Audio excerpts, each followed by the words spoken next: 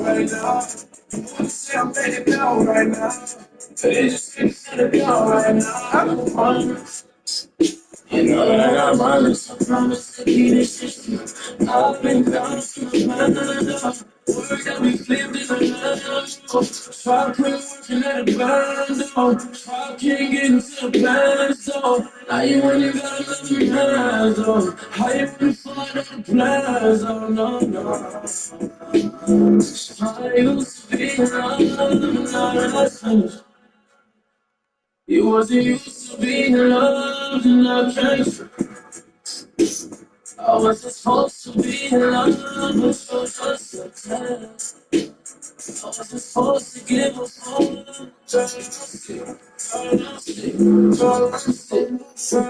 Can't lie, I'm sick. Can't lie, I'm sick. You already know, I want you know.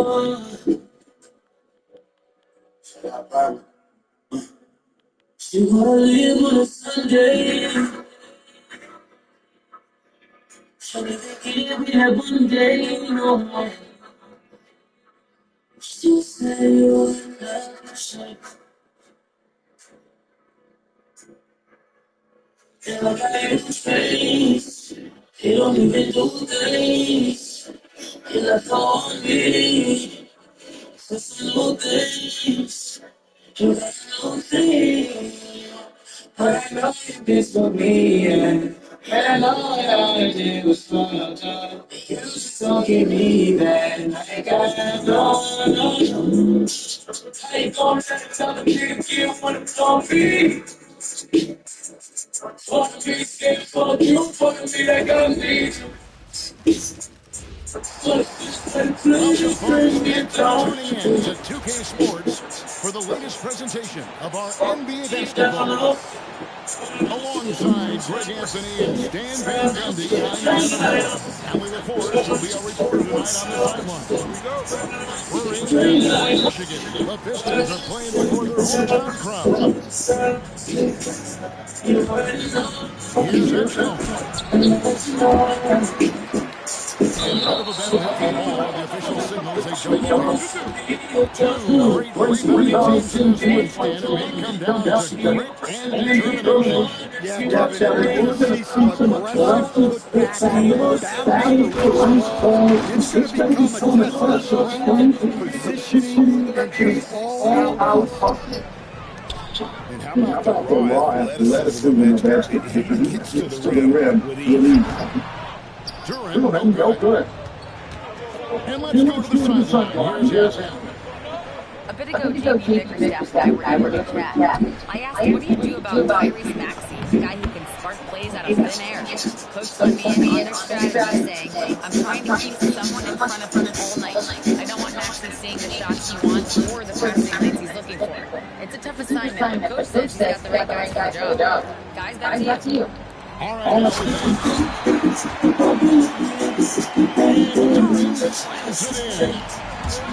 Decent play by Duran at the rim, which doesn't allow much room. And slams it home and gets some camera time on the end of it. He did. He spent a while up on that rim, didn't he?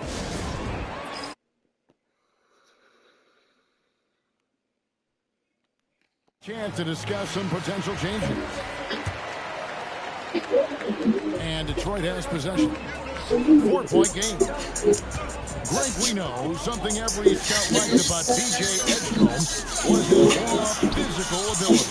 Yeah, many felt he was already NBA ready in terms of his physique. He's fast, he's strong, and he can just leap out of the gym. No waiting for him to fill out. This guy is ready to go. Duran a screen. Good in the assist goes to Cunningham. Duran got his second bucket of the game to go. Moving well. Duran working in the two-man game.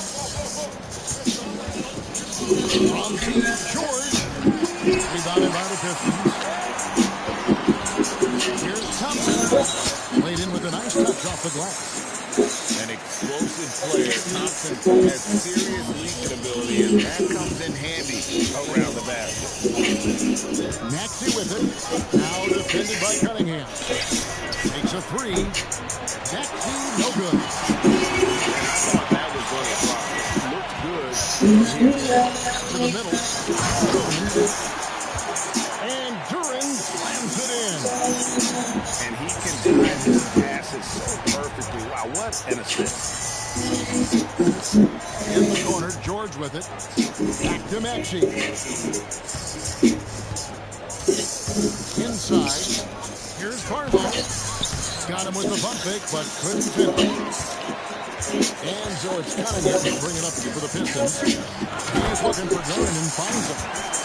And in terms of size, he's not your typical center. But man, he plays as big as any of them, thanks to that terrific leaping ability. And Embiid throws it down. And seeing a guy as big as Embiid be so fluid in terms of his movement, dog rock. Let's go! Fuck!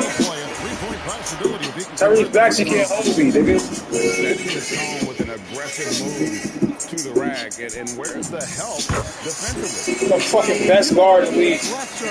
This early, it is intimidating. And Stan, when you think of the most athletic teams in the NBA, the Pistons have to be right up there. Yeah, a handful of supreme athletes. And most importantly, Kevin, they use that athleticism to attack and disrupt. That's what makes the difference. The 76ers failed by 3. Embiid in the corner. And the call will be against Harris. That is his first foul of the game. 54 seconds left to play in the first. Stolen. And thought that pass was going to get through, but no. All of a sudden, he was going the other way with the basketball.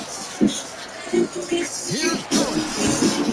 Philadelphia grabs the miss.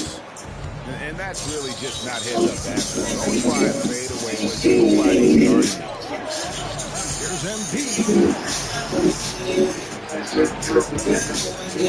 Here's Barlow. Still scoreless. Just shoot.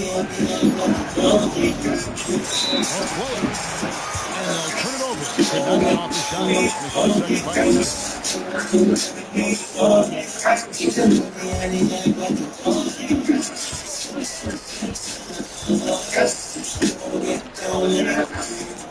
Jenkins with it.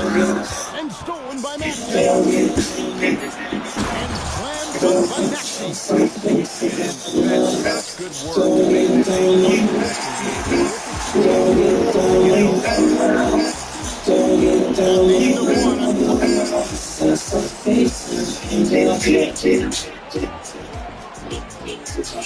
And if you're just tuning in, it's been a pretty even game through the first quarter.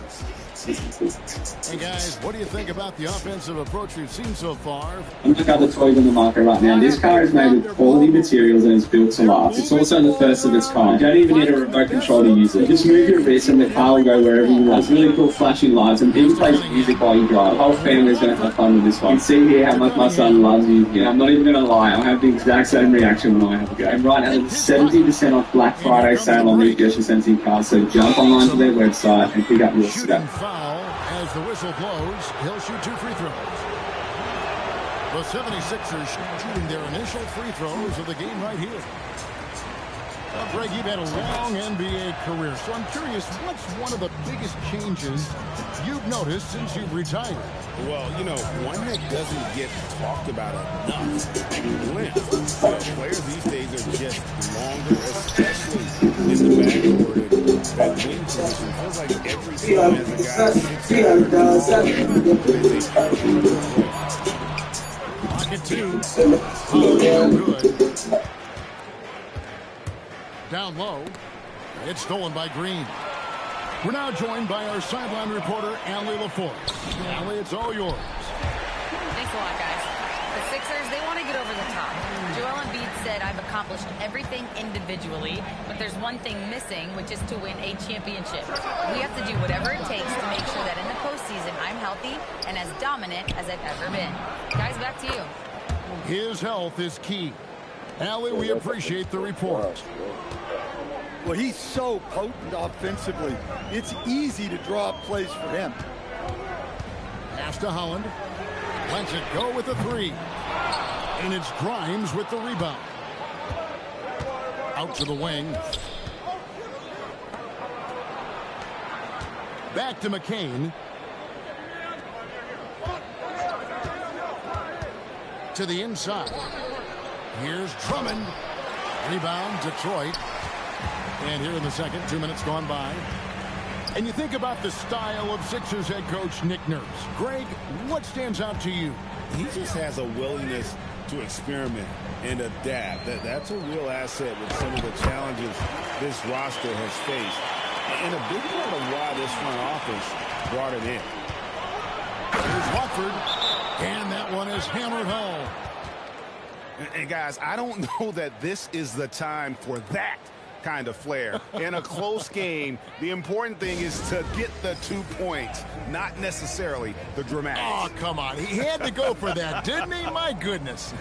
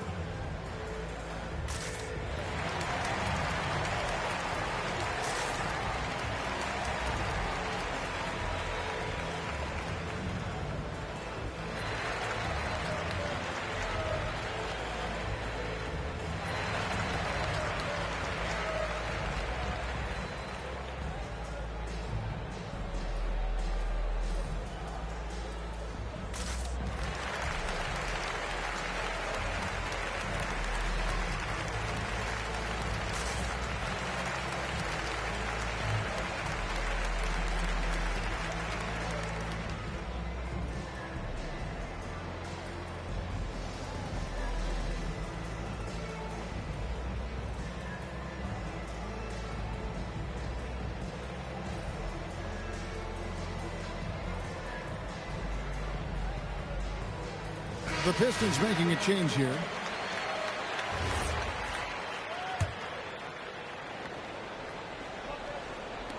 And a little under 2.5 minutes gone by here in the second quarter.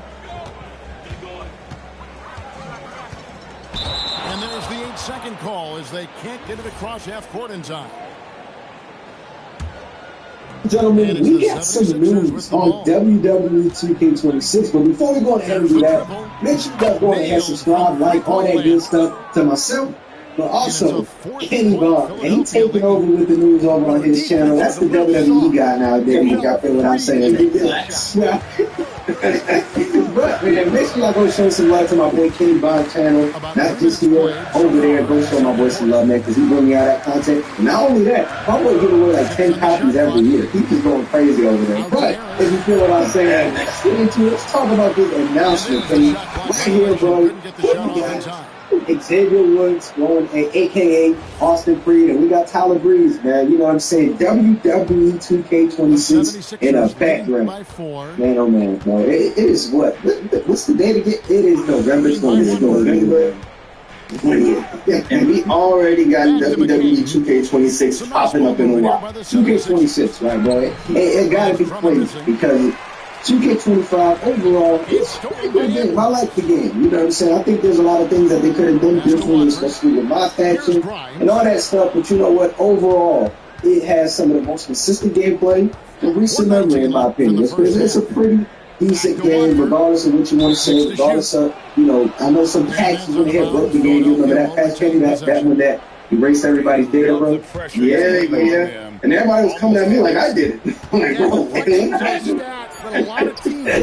but bro, I think over the last couple of years, we've been waiting just for the crossplay, right? Like that for me has been something that's been huge because we still don't have crossplay. I shouldn't have to have both consoles to play from PlayStation and Xbox with the way that most franchises now do have crossplay. Fortnite has it, NBA 2K has it, Madden has it, FIFA has it, and bro, NBA 2K, I mean that's the other one. Kenny, do you want to see crossplay in WWE 2K? Do you think that it's needed, or do you think that this should be something that I mean, like you say, for us, we need crossplay for obvious reasons, so we don't have to buy the game a million times. But I think you kind of underestimate for other people because, like, I play on Xbox, they got a lot of friends who only play PlayStation.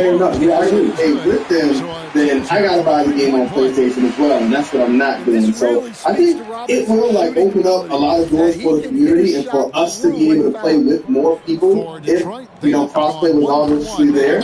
But I think based on some things some people are saying, maybe there's a good chance crossplay comes because I'm not sure if you've heard about this yet, but PlayStation is apparently shutting down servers and stuff for PlayStation 4. I meant to talk about that. Yes, bro, I heard that's something crazy happening, bro. Apparently they're shutting off support midsummer or something like that towards even new titles. So I don't know, bro. That's going to be an interesting one in my opinion, right? Because there is still a decent base of people that still play on the last consoles that unfortunately don't have the new consoles yet. So I don't know how that's going to go, bro, but it would be a pleasant surprise if it's a current-gen only game because I do think, like, some people want to argue with me about this, but there's actual little articles on this with Lydell saying that the reason why certain things with hairstyles and certain things like that, they don't work, or they don't move as they should or how they wanted to,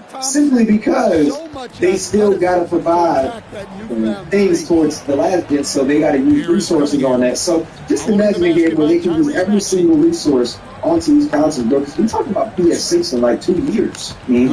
So, bro, we might not get a fleshed out version of the game the way that it's been supposed to look the last couple of years. So there's like a year left before the new consoles. It's crazy to think about. I thought you were going to say until those consoles come out because once the PlayStation 6 comes out, guess what? We're going to get PS5 quality games because they're not going to be moving forward to the PlayStation 6 immediately, especially with the way things are being priced now, because I think that PlayStation 6 is going to be pretty expensive. The Steam machine, people are saying that could be like $700 to $800, so I think when the Xbox and PlayStation comes out, it's rumors right now, it hasn't been confirmed, but when the next consoles come out, they're going to be pretty expensive. So, you know what? At this point, I would be happy to just get a PS5 Xbox Series X level game because I think we've been holding on to last gen consoles for too long. And I see some of these other games that have going next gen or current gen only, and they do look a lot better. So I think we could take a pretty big jump if we did leave them behind. And maybe we're gonna start seeing that because like we look at the Island, that's not on last gen console. So this could have been the first step of them going current gen exclusive. So I mean, do we see that in 26? I personally don't think so. I would have to do more research on that PlayStation issue to see exactly what they're shutting down for PS4 to kind of come up with an official opinion on that. But them even having that talk, so lets us know that it's coming pretty soon. And I have to agree with you, bro, on the whole, current gen thing and the graphics, right? Because the graphics, even though they're very good, it feels like we've been stuck on this version of graphics since 2K22 when the game fully rendered. So it's one of those things where, yes, the game looks good. I'm not complaining about the way the game looks, but it can look better. I'm going to stop with technology. And y'all always say this, I think it's time for a face. As anyone in this class, except for maybe the top pick, Cooper Flag. And the ball's tied up, so we'll have a jump ball. It's good. It looks good.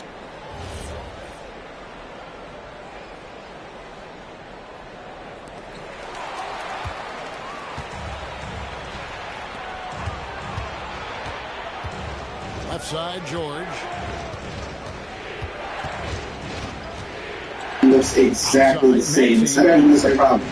You can think as much as they need to. Yeah, I do think that's a problem because even on X, I saw a discussion happening where they showed gameplay and there was people confused 2K25 and 2K24. And there is certain different things that you can do in 2K25, but if you're just doing regular in-ring action, well, it's really hard to tell the difference sometimes unless you're watching a new character in the game. So I do agree with you on that with the game needing a facelift. Like, for example, one of the biggest facelifts I think in recent memory, well, it's not even recent, last decade was 15, bro. When we went to 15, that even though we were going towards new consoles, the facelift was incredible. Even though they didn't blow people away because of everything that it was missing, but when you look at, when you put 15 compared to 14, it's just, you can't even compare it.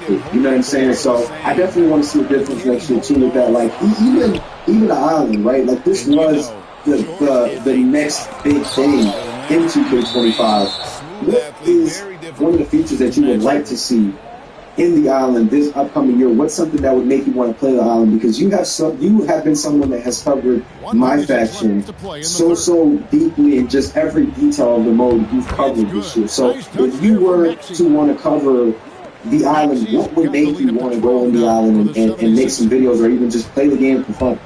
I would really want to go to the island because it's like my type of thing. Like, I don't know if you remember, but when, what's his name, the hip-hop gamer brought it out, I was like, if he's telling the truth, then I think it could be really good because I think it has a lot of potential. But I just think, like y'all were saying, it is bare bones, and this is just the first year, so they didn't do much with it. I think they need to scrap the island concept completely with the Roman Reigns thing, but I mean, I think that was just a Roman Reigns thing. So if one thing is something completely different, I've told you this before, I think it was off camera, I would want to see them do something like the arena, like where we can go backstage in the group position, go in different locker rooms, like we saw in some of the SmackDown versus Raw games, and then outside of the arena, maybe that's where they can put the city or whatever. It doesn't have to be huge if you're going to give us all this stuff in the arena, but put the city outside, and it kind of brings it back to wrestling. And I think something like that with better stories, because I mean the stories, they are what they are right now, but they just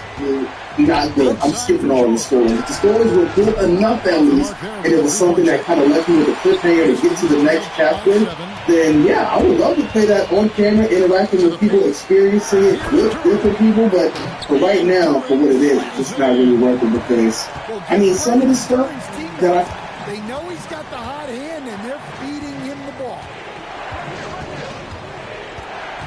Here's Edgecombe. Off the mark, only his second miss in 7 attempts. And it's Cunningham with the ball for Detroit. Lays it up off the glass. And now just a 3-point Philadelphia lead. Yeah, this offense is rolling. They've been assertive, but they're also playing under control. Yeah, I like how they're not relying on just one guy to get it done.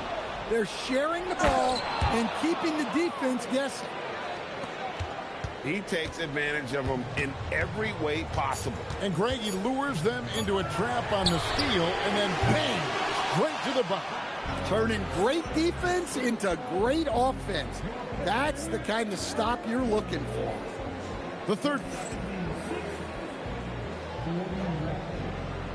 The fourth quarter has arrived. So good to have you with us. The 76ers leading by 7.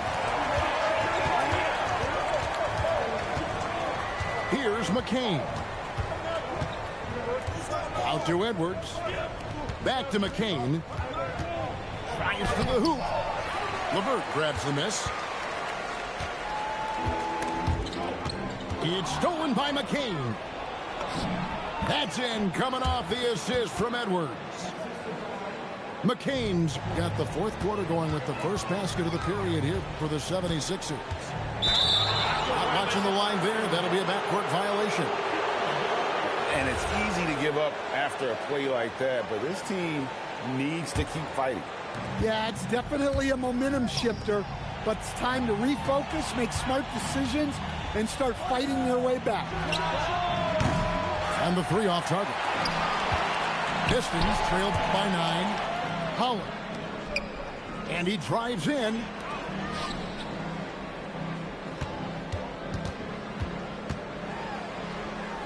Back to Stewart. 5 on the clock.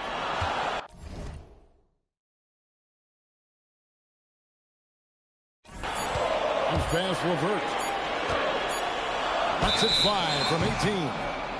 And the shot clock expires. 24-second violation. And the Pistons making a change here. Here's McCain.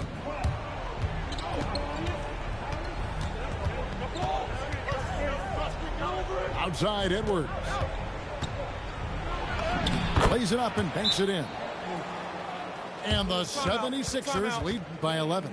I love that they're continuing to attack despite being up big. Yeah, they're being absolutely relentless, building this lead in every way possible. And J.B. Bickerstaff is called a timeout. And that timeout by Coach was carefully measured, wanting to make sure that everybody is on the same page here.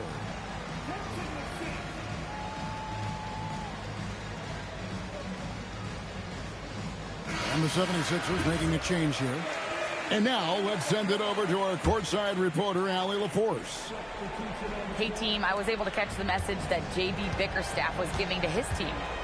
He wants his team to be careful with the ball. He's not happy with the amount of turnovers they've coughed up so far. He believes if they focus on being more patient on offense, that will help cut down on the giveaways. Guys, back to you. Thank you once again, Allie. A nice shot by LeVert. And got to push LeVert out of that area because he's very comfortable looking to score from there. Here's Watford. Yep, it counts. Man, just adding insult to injury. He just waltzes inside and extends this lead. Well, it's not going to get any easier if they can't improve their defensive intensity. They got to show some fight. Clock at 6. 2 points. That one goes. If you came to watch a scoring battle, you're in the right place. Yeah, and how great have these offenses been for these teams tonight? Just fantastic execution. Late reaction defensively. He quickly takes advantage, grows their lead. Yeah, look, the truth is, he doesn't need much space anyway. But that one was too easy. They're going to turn it over. They couldn't get it in bounds that time. And when you're trying to cut into a lead, you can ill afford mistakes like that. So we're going to be hitting on 3 stories at first. We're going to do a mini mailbag at the tail end of the show. The Lakers began the revamping of their front office yesterday with the firing of Joey and Jesse Buss. At first, it looked like Mark Walter coming in to clean house, and now it's, judging by an interview by Dan Winky of The Athletic, Jesse Buss seems like it might be a little bit more family drama, so I want to dig into that a little bit. After that, LaMelo Ball, Kelly Iko from Yahoo Sports, who covers the NBA, he ended up reporting that LaMelo Ball is looking to potentially be traded away from Charlotte. In his writing, he also says that the Hornets themselves have become somewhat disillusioned with LaMelo, so kind of want to dig into that concept a little bit. Then I have 3 potential LaMelo trades just for fun to get us started today. There's a bunch of different options there, but I wanted to dig into 3 potential options. After that, Anthony Slater from ESPN reported that Jonathan Kuminga feels like he's being scapegoated by the Warriors. So it took all of about a month for us to end up back in the same boat that we were in. So I'll talk about that briefly. And then again, we had, about a half dozen questions that we get quickly at the tail of the show. If you guys want to drink before we start, subscribe to the YouTube channel so you don't miss any more of our videos. Follow me on Twitter at @JasonLP so you guys don't miss show announcements. Don't forget about our podcast feed. Wherever you podcast under tonight, it's always super helpful if you leave a rating and a review on that front. Jackson's doing incredible work on our social media feeds on Twitter, Instagram, Facebook, and TikTok. Make sure you guys follow us there for more content throughout this season. And last but not least, keep dropping mailbag questions in the YouTube comments and get to them on our Fridays throughout the rest of the season. A couple extra announcements too. One of the things you guys can do that are really helpful for us is if you guys could like this video. It'd be awesome if you could get as many likes as possible on this video. I'm going to be announcing that as we start each show. It's just something that helps us on the YouTube front. And then lastly, we have our next playback stream tonight. So tonight at 6:30 p.m. Pacific time, the Denver Nuggets versus the Houston Rockets, a matchup of 2 teams that I have top-tier contenders. We talked a little bit about this yesterday. We're going to do contender rankings next week. But Houston will be joining that too. So a fun showdown between Denver and Houston tonight. All right, let's talk some basketball. So the Lakers fired Joey and Jesse Buss. This news broke yesterday while we were on the Lakers Collective podcast, and while me and Trevor and Yovan were breaking it down, we initially were covering it more or less as like kind of Mark Walter's cleaning house kind of thing. This is the beginning of the new era, like both Buss brothers were fired and most of the scouting staff. So it seems like, okay, they're just going to kind of revamp things. But then last night, Dan Wojcicki of The Athletic published an interview with Jesse Buss that painted a very different picture, something more along the lines of a multi-year rift building between the Buss brothers and their sister, as well as the rest of the front office, which effectively ended in them being pushed out.